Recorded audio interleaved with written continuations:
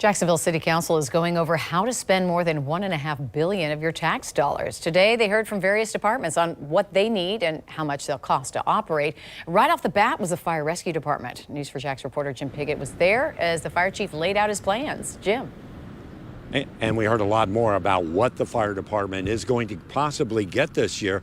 As the fire chief did talk about that, we heard about more firefighters. We heard about new fire stations. We also heard about some new life-saving equipment. Just recently, this fire station in E-Town opens. It's a fast-growing area on the south side, and it's just one of the changes that have taken place. But all of this is costing the city more money to build and to staff.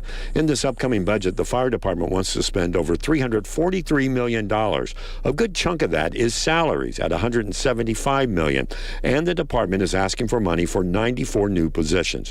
One area that they will see changes is in rescue. They hope to have 2 new critical care units that will be used in situations where patients can't be moved but need blood transfusions, which the fire chief says could have saved a life in a train accident this year in Jacksonville. We're going to place one on each side of the river, so if you have somebody that's involved in a prolonged entrapment, for example, that needs blood, we'll have the ability to get these units dispatched on scene and give them blood while we're extricating them from the trapped wreckage.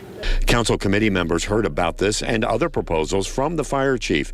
It's the addition of new fire stations that caught most of the attention. The fact that we're getting more fire stations is very, very important to all of our citizens because that reduces the time it takes for somebody to get to you when you really need them. You know, I know that sounds like a lot with the 94 firefighter personnel. Well, really what that is, about half of it are new ones. The others are from a government grant that has actually run out, so the city has to come up with the money to pay for that. Now, coming up all new at 6, and the whole reason I'm here in front of the Sheriff's Department is we're going to hear about the Sheriff's Department budget and that situation from last weekend during the computer problems that they had. We're going to finally hear from Sheriff Ivey about what happened. We're now live downtown. Jim Piggott, Channel 4, the local station.